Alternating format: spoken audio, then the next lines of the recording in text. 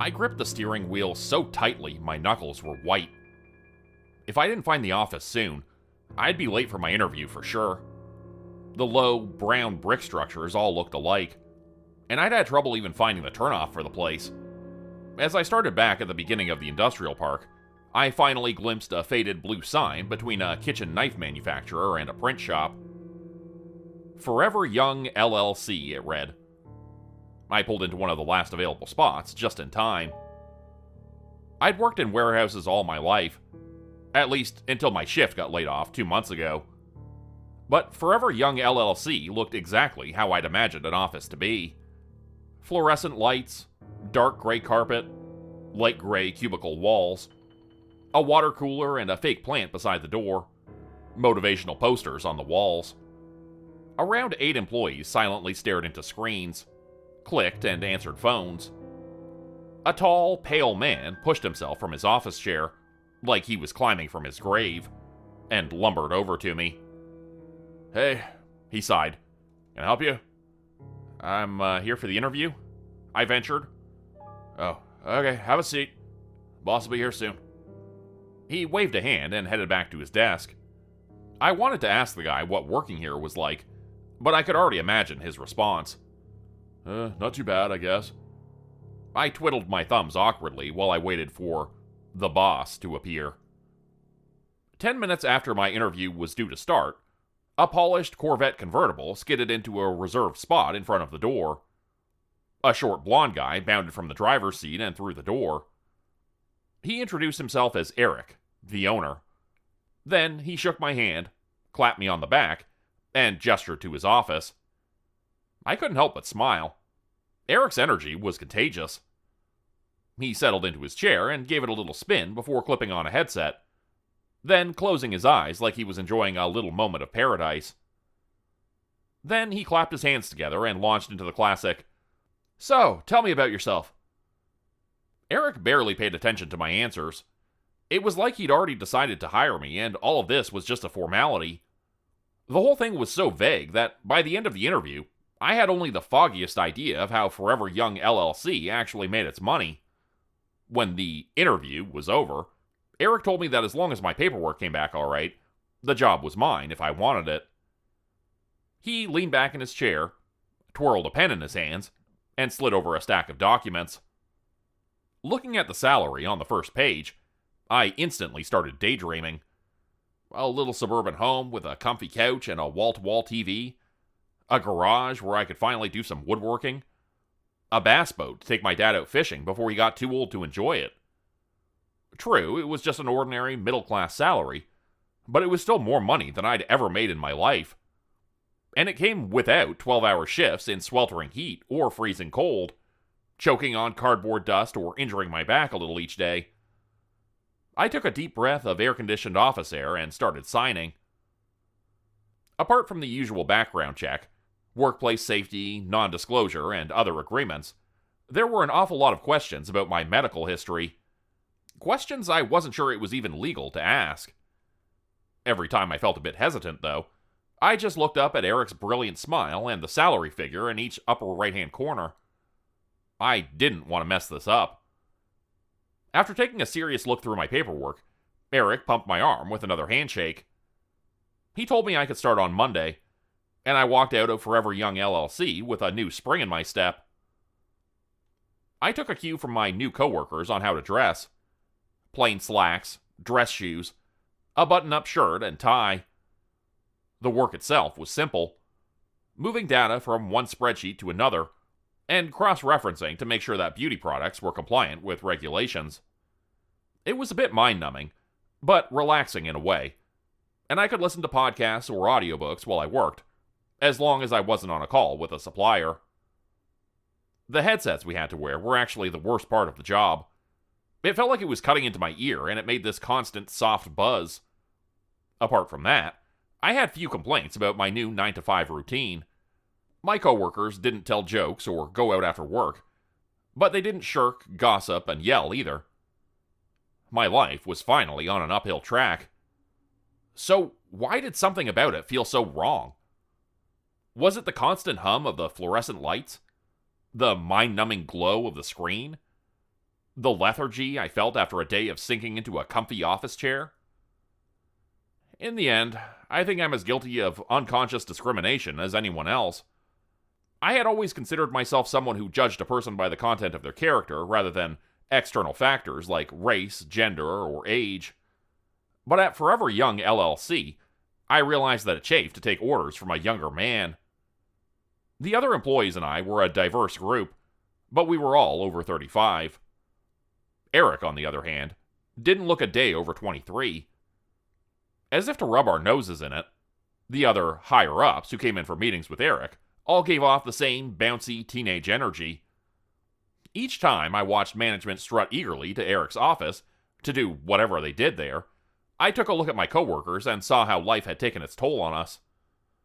Our backs, hips, and shoulders were twisted from years of rough manual labor. Our pudgy bellies and sickly skin were the result of processed diets made for people with little money and even less time.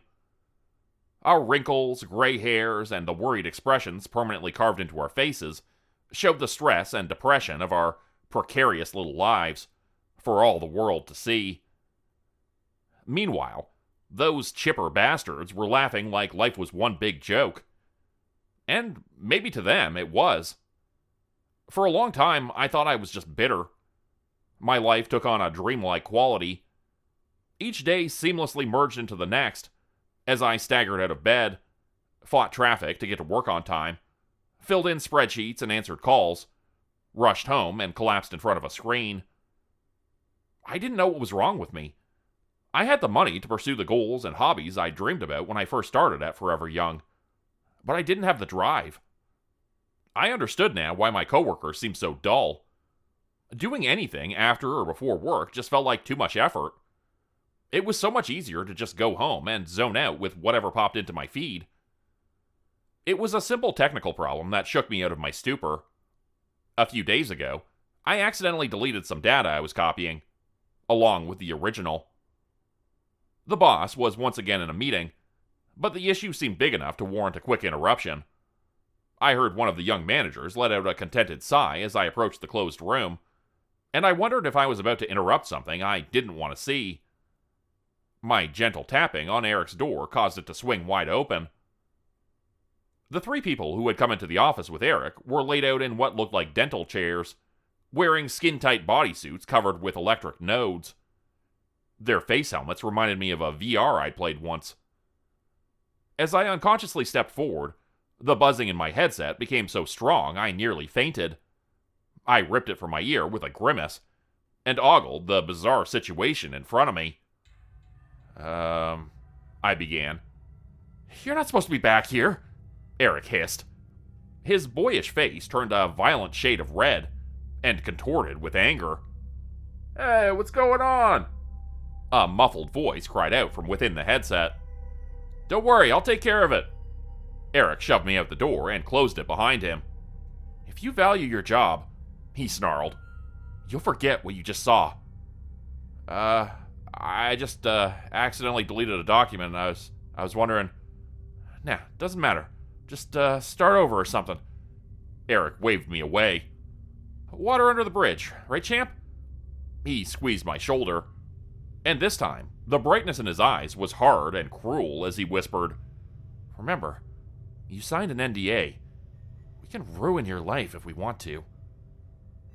I was still shell-shocked by the image of those figures in skin-tight black bodysuits when I lowered myself back into my office chair. The worst part was smiling and waving when the managers walked out of the office, all cheerful and rejuvenated. What the hell was going on? "You forgot this," Eric said behind me, and I jumped. He held out my headset. "Employees need to wear their headsets at all times to answer incoming calls." "Oh, okay, got it," I gushed.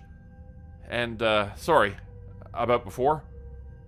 Eric just waved as he walked back to his office and shut the door. The feeling of wrongness I'd felt at the beginning returned with a vengeance. I didn't trust my coworkers enough to discuss what I'd seen with them, and I had a feeling if I brought it up with Eric himself, I'd be fired on the spot. But what I'd seen stuck under my skin like a splinter, and I needed answers, even if it meant my job. I needed a way into Eric's office. There were several server towers around the office. At least, that's what I thought they were. And they were always running hot. I collected dust and lint from the house and used it to pack one of the towers when my coworkers' backs were turned. I felt half a fool and half a criminal when the plastic pylon finally overheated and Eric emerged from his office to investigate.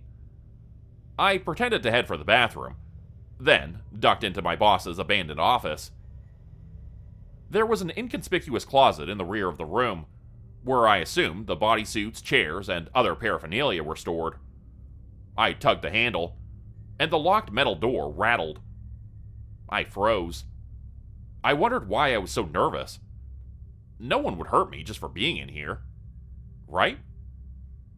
A vision of figures in rubber suits pouring out of the closet made me shiver as I inspected Eric's doors and cabinets, also locked. I was just leaving when I spotted Eric's driver's license on his desk. Curious, I leaned over and inspected my boss's age. 54? That couldn't be right. But there it was, printed plain as day. Beneath the license was a plain manila folder. I debated whether or not I should open it. I was already running out of time. Everyone still seemed so focused on the disabled server when I peeked out the door. So I flipped the file open. My eyes grew wide. Inside were driver's license scans and payment amounts, more than I earned in a year. I recognized the faces from the licenses. All managers who came to meet with Eric. All much more youthful than the ages printed on their documents. A rattling sound nearly made me jump out of my skin. The AC had kicked on. It was time to go. Eric continued to stare disappointedly at the overheated plastic pylon. As far as I could tell, no one had noticed my absence. "Well, without these, there's no point in you all being here," Eric huffed. "Feel free to take the rest of the day off while I get them fixed." I felt fresher and more invigorated that day than I had in weeks. I thought about the pylons, the headsets, the buzzing, the nodes. I didn't want it to be true. But I was finally getting an idea of what Forever Young LLC really sold. Us. Our energy. I didn't know how they were doing it, but I was sure that my vitality was being drained for a profit. Some cursory searches revealed that none of the companies we supposedly worked for had ever heard of Forever Young. Even the requests we received were all coming from the same call center. A manager there, who I spoke to, told me he thought the calls were for employee testing and marketing research. Our whole job was a smokescreen, designed to keep us busy while the owner somehow transferred our health and energy into themselves. I fantasized about multi-million-dollar lawsuits, TV interviews, maybe even blackmailing my boss into giving me the bizarre treatment for free. The security floodlights outside my suburban home suddenly clicked on. My daydreams vanished, and I rushed to peek out the blinds at my bright suburban lawn surrounded by night. A tapping sound came from the windows on the dark side of the house. Something was trying to get in. My new house was in a safe neighborhood, but I still remembered to lock the doors and windows. Right? My sock slid on the polished floor as I ran to check the back door. I smashed on the light switch only to find it was already open. I turned to the kitchen for a knife, but strong hands grabbed me from all sides and pressed me against the wall. Eric turned the light back out. "You just couldn't leave it alone, could you?" He grinned, his perfect white teeth flashing in the dark. "You had a good thing going. You were getting paid well in exchange for what you gave. You had to go and ruin it." I saw the glint of one of my kitchen knives. Eric weighed it in his hand as if thinking about what he wanted to do with it. No matter how I squirmed and struggled, the 5 or 6 dark shapes around me held fast. "Here's what's gonna happen," Eric sighed. "Suing you would make too much noise. Killing you would cause too many questions. Keep in mind we'll do both if we have to. Forever Young is gonna shut down, disappear, and reopen under a new name. You won't come looking for us. You can tell whoever you want about this. Really, go ahead. I mean, come on. Technology that can transfer youth? That's crazy talk. One of the figures hit me several times in the solar plexus until I collapsed, gasping on the cold tile. Don't follow us, someone grunted. Be happy you get to keep living. Not everyone does. If you knew the names of some of the people involved in our little project, it'd make your blood run cold. Let's go, Eric ordered. The shadowy group walked out onto my patio and disappeared into the night. And I dragged myself to my PC to type this out. I want to take Eric up on his challenge. I want to see if anyone believes.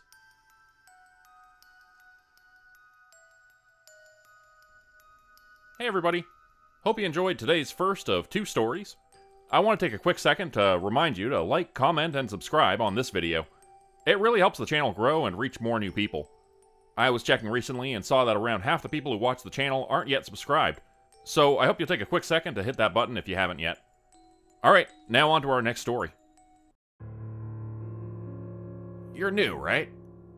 Well, we're glad to have you. Have you tried the fries yet? It was the question everyone had been asking me since I started working at the facility. I wasn't enthusiastic about eating lunch there, for a number of reasons. Firstly, my work. I cut up fish corpses for science. You can get used to the smell. Brine, formaldehyde, dead fish, cleaning solution, but you never really get it out of your nose. Secondly, cafeterias attached to laboratories, like this one was, had always grossed me out. In theory, I know that the food stays separate from our preserved canisters of deep-sea creatures. But in practice, I can't stop imagining slimy black eels in the gallon jugs of ketchup, and dead anglerfish floating in the soda machine. Ridiculous, I know. Even hospitals full of infectious diseases have their own cafeterias, right? But even after a week of working at the facility, I still hadn't set foot in the dining hall. Social pressure is a hell of a drug. I didn't want to be known as the weird new guy who ate a sandwich outside with the seagulls every afternoon. Besides, the whole lab went to the cafeteria. If I didn't join, I'd never get to know any of my coworkers. And so I found myself washing my hands twice, sighing, trying to make my reflection in the staff bathroom mirror look less paranoid and strange. I didn't even have to eat anything, I told myself. I could just sip a drink and socialize. With a final deep breath, I left the restroom and pushed open the door to the laboratory dining hall. It seemed clean at least, and I liked that. It didn't have that harsh chemical smell so common in facilities like ours, but the stainless steel surfaces practically sparkled. I'd underestimated the number of researchers at the facility. Workers with rubber gloves and hairnets scurried between the huge tables, carrying trays of food. Instead of the slop I remembered from high school, plates were piled high with fresh and colorful foods.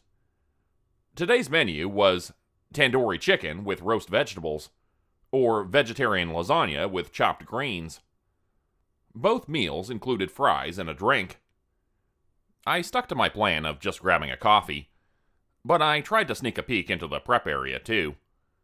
A squat, white-haired chef planted herself between me and the kitchen, so squarely that I wondered if she was blocking my view on purpose. And was that suspicion in her eyes? I told myself I was just being paranoid. I should just focus on my coffee. As I poured it, though, I yelped and nearly scalded myself.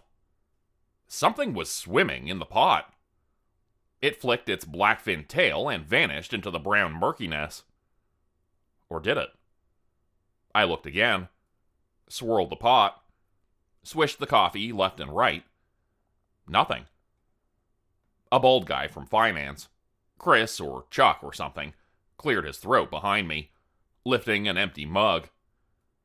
I filled it and left the pot empty, with no nameless creature flopping around inside. I had to make myself get over this. On impulse, I grabbed a tray of tandoori chicken and vegetables. At the end of the line, a server stopped me. I reached for my credit card. Aw, no, honey, it's free if you work here. She looked me over. I seen you around. But you ain't got any fries. Them's the best part. I looked around at all the signs promoting golden piles of fries. I'm just not that hungry, I guess. Suit yourself. She rolled her eyes and waved me on. It was weird how much the cafeteria seemed to be pushing them. Maybe they were the cheapest thing to make. Maybe management put them up to it. But fried food upset my stomach, and you couldn't always tell what it had been before. I thought of the thing in the coffee pot and shuddered. My coworkers practically cheered when they saw me. We never thought you'd make it.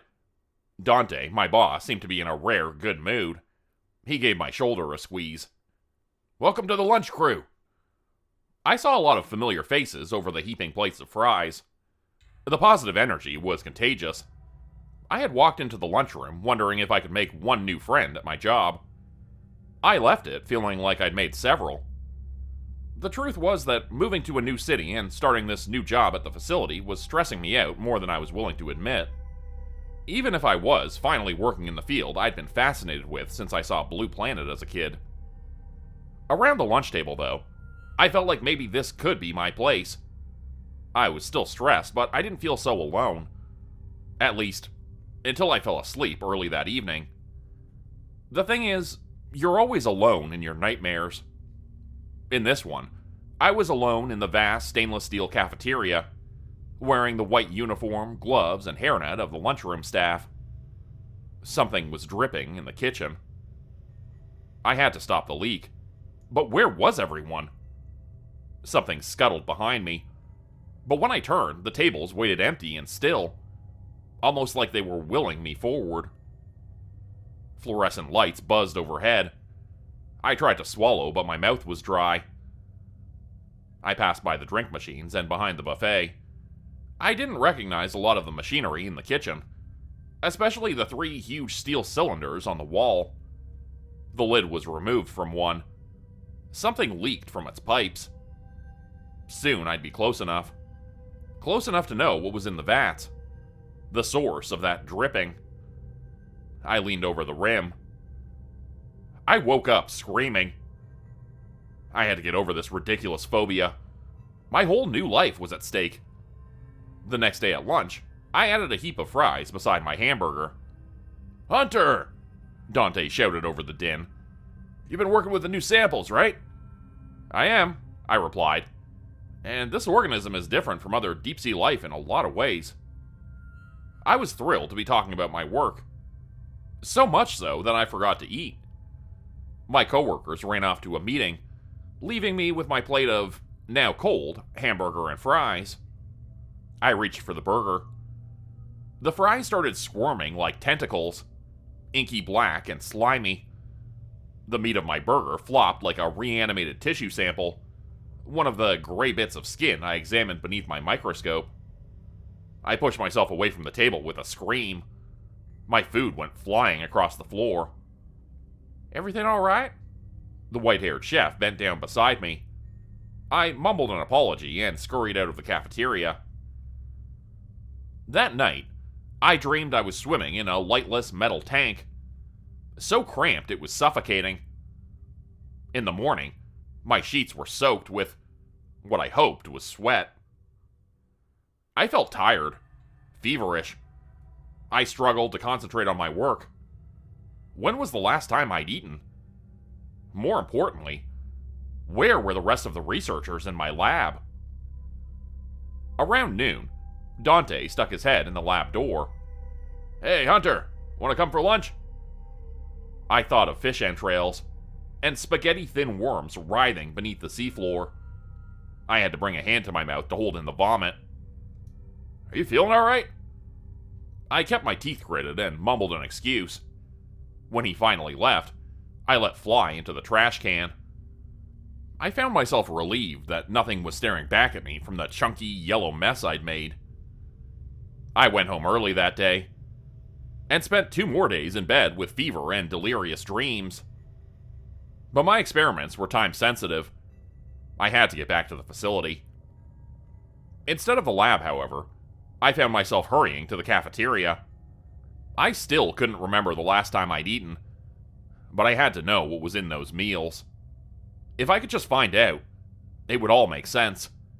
I was sure of it.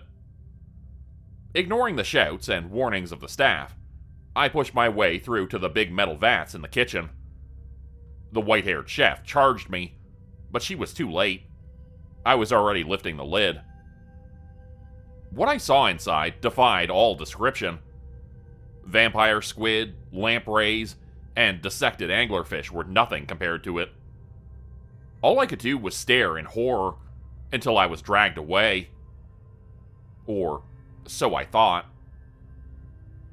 Later, when the security guard reviewed the camera footage with me, the vat was filled with perfectly ordinary frying oil. I needed to explain my actions, he said. I'd upset a lot of people, he said. I didn't have to worry about excuses, however, because a knock at the door called the guard away, leaving me with a still image of myself on screen, frozen while I screamed at a vat of oil. The guard stayed gone for a while.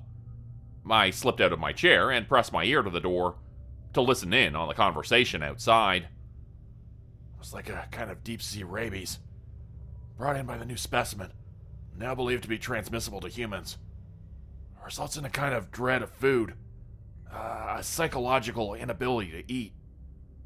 Subjects will probably enter a starvation-induced coma, but will still suffer horribly over the feeding tube. I think they're talking about me. Please, I don't want anything pumped into my throat. I don't want to be fed from that horrible creature. Please. Become a channel member today for early access, bonus videos, and special emojis only available to members. Check out the description below or click the join button for more info. If you'd like another way to help support the channel, please consider joining my Patreon page at patreon.com/Jordan Group Horror. As a patron, you'll get access to bonus videos and content. You'll be credited at the end of every video going forward, and if you decide to stay for 3 months, I'll name a character after you, which will be featured in a Hollow's End story. Links to join the Patreon are in the description. Thanks everyone for listening. Please like, subscribe, and comment to help the channel continue to grow. And see you again next time at 4 p.m. Eastern Standard Time. Hope you have a great night.